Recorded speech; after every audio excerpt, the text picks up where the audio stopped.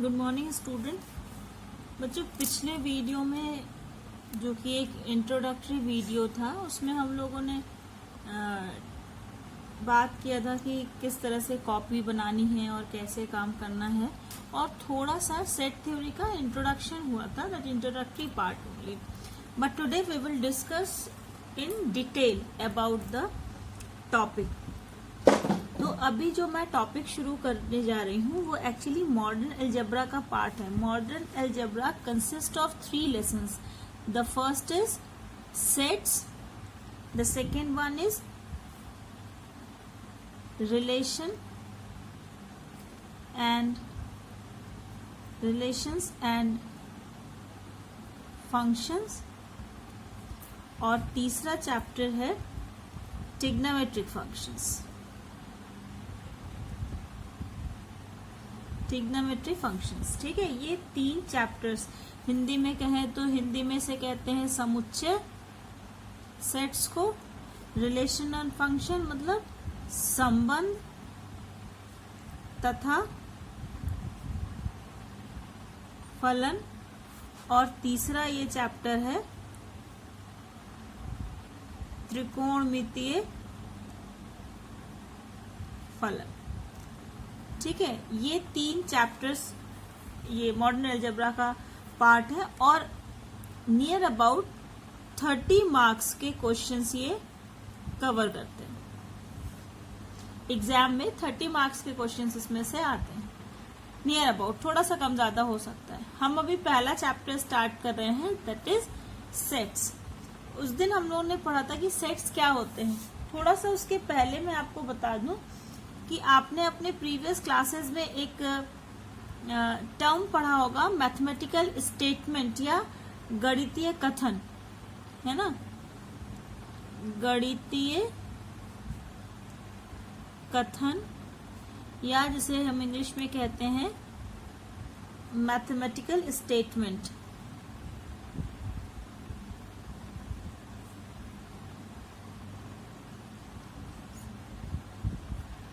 बहुत लोगों को ये याद भी होगा कि मैथमेटिकल स्टेटमेंट किसे कहते हैं। मैथमेटिकल स्टेटमेंट मतलब होता है कि जिसका आप सही हाँ या ना में जवाब दे पाए। ऐसा कोई भी स्टेटमेंट जो या तो डेफिनेटली ट्रू है या डेफिनेटली फॉल्स है, ऐसे स्टेटमेंट्स को, ऐसे वाक्यों को, ऐसे कथनों को हम गणितीय कथन या मैथमेटिकल स्टेटमेंट कहते हैं। लेकिन अगर आप उस स्टेटमेंट के बारे में डेफिनेट नहीं है कि वो ट्रू है या फॉल्स, तो आप उसे गणितीय कथन नहीं कह सकते हैं, ठीक है। अगर हम कहते हैं कि 5 इज लेस देन 0, 5 0 से छोटा है, तो डेफिनेटली इट इज फॉल्स, ठीक है। या अगर हम कहें कि सन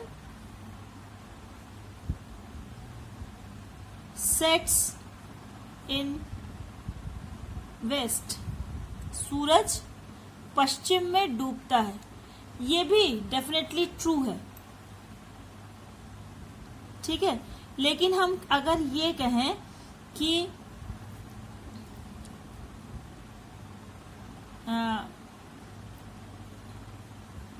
February is the next month, ठीक है। अब February अगला महीना है, नेक्स्ट मंथ इज February। तो अगर जिस महीने में आप ये बात कर रहे हैं, ये स्टेटमेंट लिख रहे हैं, अगर वो महीना जनवरी का है, तब तो ये स्टेटमेंट ट्रू है कि हाँ नेक्स्ट मंथ फरवरी होगा। लेकिन अगर जिस महीने आप बात कर रहे हैं वो महीना जनवरी के सिवा कोई भी दूसरा महीना हो, तो हम इसमें, तो ये गलत हो जाएगा। तो जब तक आप ये ना जान पाए कि ये स्टेटमेंट जो है ये किस मंथ में दिया गया है, तब तक आप इसको ट्रू या फॉल्स नहीं कह सकते, ठीक है। हम कहें कि कल सोमवार है, कल सोमवार है, अगर आज रविवार है तब तो कल सोमवार है, ट्रू है। लेकिन अगर आज मंगलवार है तो कल सोमवार है, ये गलत हो जाएगा। तो ये हो सकता है कि ट्रू हो या हो सकता है कि फॉल्स हो, ये डिपेंड करता है आज के दिन पर कि आज क्या है। ऐसे ही ये स्टेटमेंट भी हो सकता है कि ट्रू हो सकता है कि फॉल्स हो। तो इस तरह के जो स्टेटमेंट है जहां ट्रू फॉल्स क्लियर नहीं होते, डेफिनेट नहीं होते, ऐसे स्टेटमेंट्स को हम मैथमेटिकल स्टेटमेंट्स नहीं कहते। लेकिन ऐसे स्टेटमेंट्स जिसके लिए हम डेफिनेट होते हैं कि ये ट्रू है या ये फॉल्स है, तो ऐसे स्टेटमेंट्स को हम मैथमेटिकल स्टेटमेंट कहते हैं। तो जब हम सेट्स की बात करते हैं, वेल डिफाइंड की बात करते हैं, तो हम मैथमेटिकल स्टेटमेंट की बात करते हैं। मीन्स कि हम जो कह रहे हैं, जो प्रॉपर्टी हम ले रहे हैं एलिमेंट के बारे में, हम एकदम कंफर्म है कि वो उस प्रॉपर्टी को होल्ड करता है या नहीं करता है। ठीक है, तो एक बार फिर हम डेफिनेशन देखेंगे सेट की, कि सेट किसे कहते हैं। A group of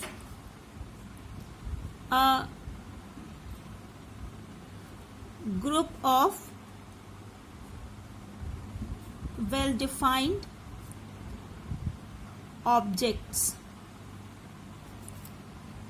is called a set। ठीक है, हिंदी में कहेंगे कि अवयवों के सुपरिभाषित समूह को समुच्चय कहते हैं। अवयव मतलब एलिमेंट, हाँ, या ऑब्जेक्ट्स। अवयवों के सुपरिभाषित समूह को समुच्चय कहते हैं। अगर हम लिखें कि वर्ल्ड के सबसे अच्छे पोएट्स का समूह, हाँ ठीक है, सबसे अच्छे कवियों का, विश्व के सबसे अच्छे कवियों का समूह, तो क्या ये सेट होगा? क्या ये समुच्चय होगा?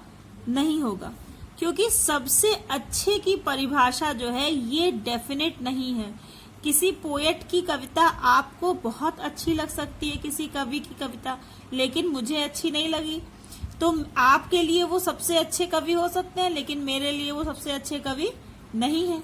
तो ऐसे जहां पे इनडेफिनेट चीजें होती हैं, जिसके बारे में हम डेफिनेट नहीं है, सर्टेन नहीं है, ऐसे समूह को हम समुच्चय या सेट नहीं कह सकते हैं। ठीक है, लेकिन अगर हम कहें कि set of all vowels of English alphabet, English alphabet के सभी वॉवेल्स का ग्रुप, सेट नहीं है, इसको ग्रुप लिखे ना, group of all vowels of English alphabet, तो ये सेट है, क्योंकि ये डेफिनेट है। इसमें क्या क्या होंगे? वॉवेल्स होंगे ए, ई, आई, ओ, यू। ठीक है, तो ये डेफिनेट है एलिमेंट्स, तो इसमें कोई संशय नहीं है। वॉवेल है तो इस ग्रुप में होगा, वॉवेल नहीं है तो इस ग्रुप में नहीं होगा। मतलब एक डेफिनेट प्रॉपर्टी, यहाँ पे प्रॉपर्टी क्या है? वॉवेल होने की, कि अगर वो अल्फाबेट वॉवेल है तो इस समूह में होगा, अगर वॉवेल नहीं है तो इस समूह में नहीं होगा। यानी जिस प्रॉपर्टी के तहत आप, जिस गुण की वजह से आप उस एलिमेंट को समूह में ले रहे हैं, वो गुण डेफिनेट होना चाहिए। तो ऐसे समूह को हम सेट्स कहेंगे। अगर ऐसा नहीं है तो सेट नहीं होगा। अब जैसे हम लिखें कि ए एक सेट है, पिछले टर्न पे हम लोग डिस्कस किया था कि सेट को हमेशा कैपिटल अल्फाबेट से लिखते हैं और कर्ली ब्रैकेट में लिखते हैं। तो ए एक समुच्चय है। कैसा समुच्चय है? ये है 5 के पहले 10 गुणज, मतलब first 5 multiple of, first 10 multiple of 5।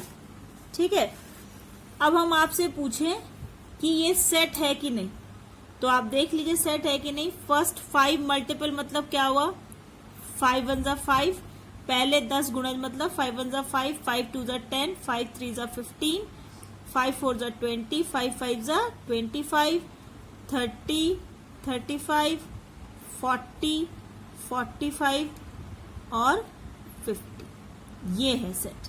अब हम आपसे पूछें कि क्या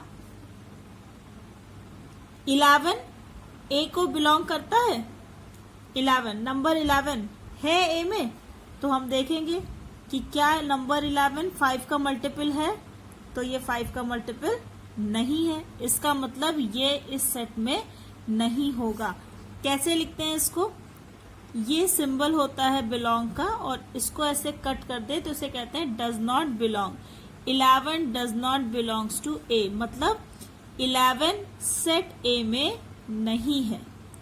अगर हम पूछे कि क्या 15 सेट को बिलोंग करता है, सेट में है 15 है, तो यस 15 बिलोंग्स टू ए।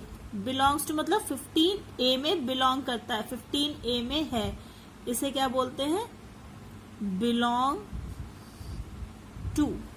और इसे क्या कहते हैं, डज नॉट बिलोंग्स टू। ठीक है,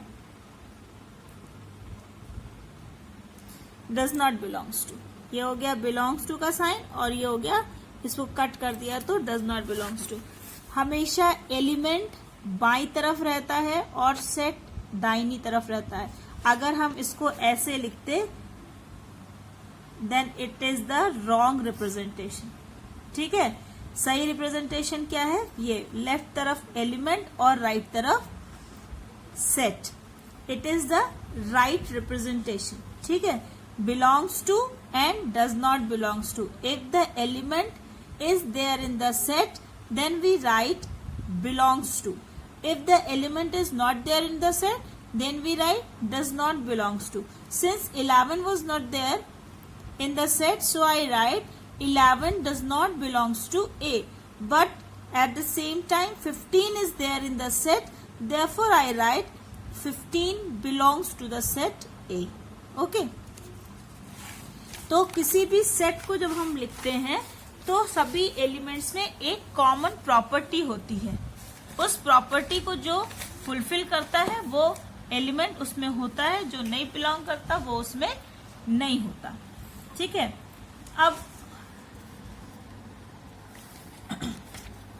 सेट्स को रिप्रेजेंट करने का तरीका, सेट्स को कैसे रिप्रेजेंट करते हैं, representation of a set. Representation of a set, set को रिप्रेजेंट करने का दो तरीका है। The first is roster form, roster form और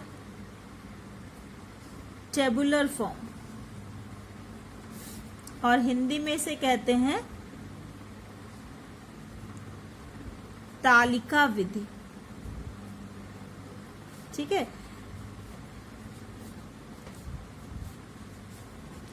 I tried that I write the things, I write the terms in both the languages, Hindi as well as English. सभी terms को मैं हिंदी और इंग्लिश दोनों में ही लिखूं जिससे कि आपको पढ़ने में दिक्कत ना हो, but I suggest you all that you must know the English representation, the English terminology. English terminology जानना बच्चों इसलिए भी जरूरी है क्योंकि आगे आप जब तक साइंस पढ़ेंगे इसके बाद आपको इंग्लिश में ही साइंस पढ़ाई जाएगी या मैथमेटिक्स पढ़ाई जाएगी, तो इसलिए हिंदी के साथ साथ इंग्लिश को भी जानना बहुत जरूरी है। ठीक, टेबुलर फॉर्म या रोस्टर या तालिका विधि क्या होती है, इसमें हम सभी एलिमेंट्स को अलग अलग एक एक करके टेबुलेट कर देते हैं, तालिका बना देते हैं। जैसे अभी हम लोग ने लिया था ना सेट ऑफ ऑल वॉवेल्स, मान लो ए से लिया तो सेट ऑफ ऑल वॉवेल्स में ए ई आई ओ यू, ठीक है, इस तरह से लिख दिया। या अगर हमने कोई लिया कि जे से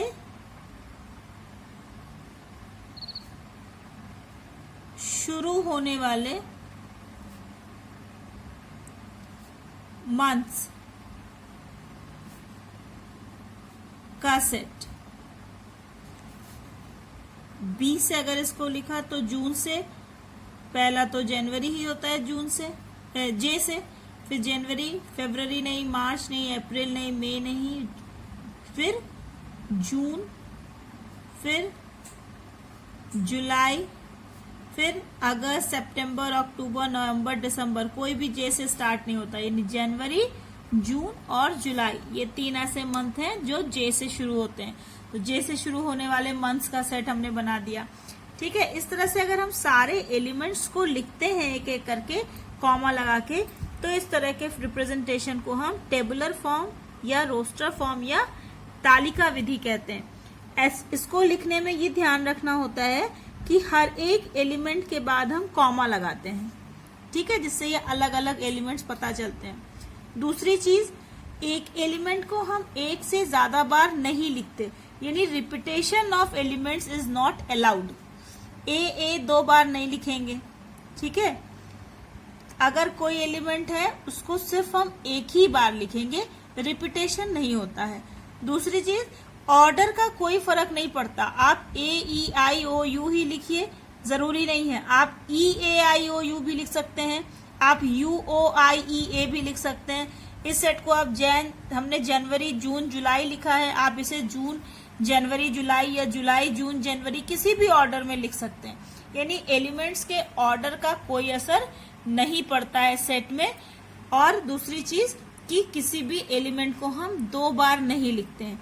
जैसे हम एक बहुत कॉमन से एग्जाम्पल लेते हैं कि set of words of set of letters of word Allahabad. ठीक है, अब इसको सपोज कर हमने ई से रिप्रेजेंट किया। अब यहाँ पे देखो ए 2 बार है, 3 बार, 4 बार ए है, लेकिन हम 4 बार नहीं लिखेंगे, सिर्फ 1 बार लिखेंगे। एल यहाँ पे 2 बार है, हम सिर्फ एक ही बार लिखेंगे। फिर H, फिर B, फिर D। ठीक है, जबकि यहाँ पे हमने देखा 1 2 3 4 बार A था, लेकिन हम 4 बार A नहीं लिखेंगे, हम सिर्फ एक बार ही A लिखेंगे। 2 बार L है, लेकिन हम एक ही बार L लिखेंगे। 1 बार H है, 1 बार B है और 1 बार D है। रिपीटेशन अलाउड नहीं है। आप, इसका मतलब क्या हुआ कि आप इन लेटर्स का यूज करके इलाहाबाद की स्पेलिंग लिख सकते हैं। अब आप उसको कितनी बार उसमें यूज करेंगे, इस पर कोई वो नहीं है। ठीक है, हम अपनी सेट में एक अल्फाबेट एक ही बार, एक एलिमेंट को एक ही बार लिखेंगे। ठीक, तो इस तरह से ये टेबुलर फॉर्म हो गया। अब दूसरा होता है set builder form. Set builder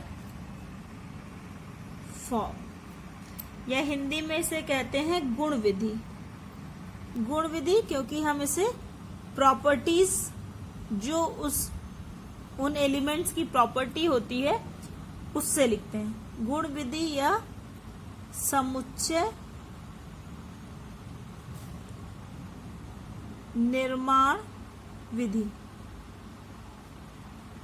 समुच्चय निर्माण विधि या सेट बिल्डर फॉर्म क्या होता है? सेट बिल्डर फॉर्म में हम एलिमेंट्स को अलग अलग ना लिखकर हम उन्हें उसके गुण से लिखते हैं, उसकी प्रॉपर्टी से लिखते हैं। ऐसे ये सेट ए था ना, सेट ए को हम ऐसे लिख सकते हैं, A is the set of all x's. X's मतलब सेट ऑफ ऑल लेटर्स, या जो भी आपने लिया है, सेट ऑफ ऑल नंबर्स या सेट ऑफ ऑल वर्ड्स, जो भी आपने लिया है, एक्स सच दैट। ठीक है, एक कोलन लगाते हैं और उसे क्या पढ़ते हैं? Such that, such that. और इसको क्या पढ़ेंगे? Set of all x's. ठीक, such that x is a vowel of English alphabet. ये कर्ली ब्रैकेट बहुत जरूरी है, इसके बिना सेट कंसीडर ही नहीं होता। ठीक है, क्या लिख दिया? A is equal to, A is the set of all x's such that X is a vowel of English alphabet. अब यहाँ हमने एलिमेंट्स नहीं लिखा, बल्कि उन एलिमेंट्स की प्रॉपर्टी लिख दी कि जो भी वॉवेल है वो इस X की वैल्यू होगी। जो भी वॉवेल होंगे इंग्लिश अल्फाबेट में वो सभी इस सेट में आएंगे। जैसे ये दूसरा वाला B हमने लिया था कि J से शुरू होने वाले मंथ्स है ना, मंथ्स का सेट। तो अगर इसको हमें सेट बिल्डर फॉर्म में लिखना हो तो हम कैसे लिखेंगे? B is equal to set of all x's such that X J से शुरू होने वाले महीने का नाम क्या है? J से शुरू होने वाले महीने का नाम। तो J से जनवरी शुरू होता है तो जनवरी होगा, J से जून होता है तो जून होगा, J से जुलाई होता है तो जुलाई होगा। ठीक है, तो सेट बिल्डर फॉर्म में हम एलिमेंट्स को एक एक करके ना लिख के सिर्फ उन एलिमेंट्स की प्रॉपर्टी को लिख देते हैं, इसीलिए इसको गुण विधि भी कहते हैं। ठीक है, तो इस दो तरह से हम सेट को रिप्रेजेंट कर सकते हैं, एक तो सेट टेबुलर फॉर्म से और दूसरा सेट बिल्डर फॉर्म से। ठीक है, तो ये हो गया। और टेबुलर फॉर्म में ये हम ध्यान रखेंगे कि हम कभी भी एलिमेंट को रिपीट नहीं करेंगे और एलिमेंट के बीच में कॉमा लगाएंगे हमेशा। एलिमेंट का ऑर्डर मैटर नहीं करता है। तो इसमें अभी तक जो हम लोगों ने पढ़ा उससे दो तरह के क्वेश्चंस बनते हैं। एक तो ये कि दिए हुए समूह को ये समझना, ये ज्ञात करना कि क्या ये सेट है या नहीं है। अगर वो वेल डिफाइंड है तो सेट होगा, अगर वेल डिफाइंड नहीं है तो सेट नहीं होगा। ठीक है, और दूसरा हमने सीखा कि कैसे हम किसी सेट को रिप्रेजेंट करते हैं। आपकी एनसीईआरटी की एक्सरसाइज में सबसे पहले 1.1 एक्सरसाइज में दिया हुआ है कि which of the following are sets, justify your answer. कौन सा इसमें सेट है? The collection of the months of a year beginning with the letter J. Collection of the months of the year beginning with J, ये set है क्योंकि definitely आप जानते हैं कौन कौन सा महीना जे से शुरू होता है। दूसरा कह रहा है the collection of 10 most talented writers of India, it is not a set. Most talented ये जो प्रॉपर्टी है ना, मोस्ट टैलेंटेड, ये आप किसी को जज नहीं कर सकते। आपकी नजर में जो बहुत टैलेंटेड है, किसी और की नजर में वो कम टैलेंटेड हो सकता है। इस सेट को बनाने के लिए हमेशा एक हाँ ना की स्थिति रहेगी।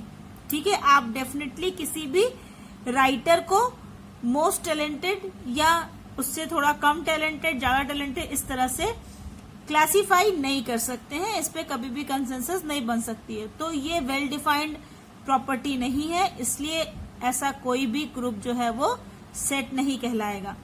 A team of 11 best cricket batsman of the world, again property क्या है? Best cricket batsman. और फिर वही बात कि बेस्ट क्रिकेट बैट्समैन आप कैसे कह सकते हैं किसी को?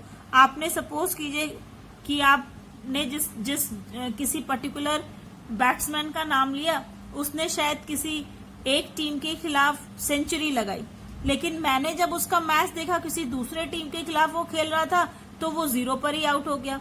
तो आपकी नजर में वो बेस्ट क्रिकेट बैट्समैन हो सकता है, लेकिन मेरी नजर में एट द सेम टाइम वो बेस्ट क्रिकेट बैट्समैन नहीं है। तो ऐसे सेट्स में, ऐसे ग्रुप में आप डेफिनेटली किसी भी बैट्समैन के लिए नहीं कह सकते कि वो इस टीम में होगा या नहीं होगा, इसलिए ये भी सेट नहीं है। The collection of all boys in your class, ये सेट है। The collection of all boys in your class, तुम आपके क्लास के सभी बॉयज का ग्रुप कलेक्शन, ये डेफिनेट है। अगर वो लड़का आपकी क्लास में है तो ग्रुप में होगा, अगर आपकी क्लास में नहीं है तो ग्रुप में नहीं होगा. That is why it is a set. The collection of all natural number less than 100. Again it is a set. Why it is a set? The collection of all natural number less than 100. हमें पता है natural number कहाँ से शुरू होता है? 1 से. Less than 100 मतलब 99 तक. 100 से नीचे, 100 से छोटा कौन सा नंबर होता है? 99. यानी 1 से लेकर और 99 तक के सभी नंबर्स डेफिनेटली इस सेट में होंगे. और जो 99 से बड़े हैं, मतलब 100 और 100 से बड़े, वो इस सेट में नहीं होंगे. Therefore it is a set. The collection of novels written by the writer Munshi Premchand. It is a set. Definitely it is a set. क्योंकि किसी भी किताब के बारे में आप निश्चित तौर पे कह सकते हैं कि वो इस ग्रुप में होगा या नहीं होगा. अगर वो किताब मुंशी प्रेमचंद की लिखी हुई है तो इस कलेक्शन में होगी. अगर मुंशी प्रेमचंद की नहीं लिखी हुई है तो इस कलेक्शन में नहीं होगी. अगर आपसे कोई पूछे कि क्या इस कलेक्शन में गबन है, चूंकि गबन मुंशी प्रेमचंद ने लिखी है, तो आप कहेंगे कि हाँ गबन है. लेकिन कोई आपसे पूछे कि क्या गीतांजलि भी है, तो आप कहेंगे नहीं, गीतांजलि नहीं है, क्योंकि गीतांजलि मुंशी प्रेमचंद ने नहीं लिखी है. ठीक है. The collection of all even integers, ये भी सेट होगा क्योंकि इवन इंटीजर्स डेफिनेट है. आपसे अगर कहा जाए कि -2 इस कलेक्शन में है, तो आप कहेंगे no, since -2 is not a even integer, therefore it is not in the set. लेकिन अगर हम कहें कि 15 is there in your collection, तो yes, 15 is a even integer and therefore it is in the collection. तो ये भी एक वेल डिफाइंड ग्रुप है, इसलिए ये सेट होगा. तो इस तरह से आप क्वेश्चंस कर सकते हैं. तो पहला क्वेश्चन हमने क्या सीखा कि किसी भी स्टेटमेंट को, किसी भी कलेक्शन को ये जांचना, ये चेक करना कि whether it is a set और नॉट. दूसरी चीज हमने क्या सीखी कि सेट को रिप्रेजेंट करना सीखा कि किसी सेट को हम सेट बिल्डर फॉर्म में कैसे लिख सकते हैं और टेबुलर फॉर्म में कैसे लिख सकते हैं. तो आई होप कि अब आप एक्सरसाइज 1.1 पूरा कंप्लीट कर सकते हैं. ठीक है. इसके बाद नेक्स्ट वीडियो में हम टाइप ऑफ द सेट्स पढ़ेंगे कि सेट्स कितने तरह के होते हैं. तो इससे जब हम इस नेक्स्ट वीडियो में हम उस पर डिस्कशन करेंगे, तब तक के लिए आपके लिए ये होमवर्क है कि आप अपनी फेयर कॉपी में, जो आपको मैंने क्लास वर्क का रजिस्टर बनवाया है, उसमें एक्सरसाइज 1.1 आप कंप्लीट कर लीजिएगा in very neat and clean way. Okay. It seems like, it must be seen like a first year students copy. Class 11th के बच्चे की कॉपी लगनी चाहिए. ठीक है. So till then keep on practising. Bye.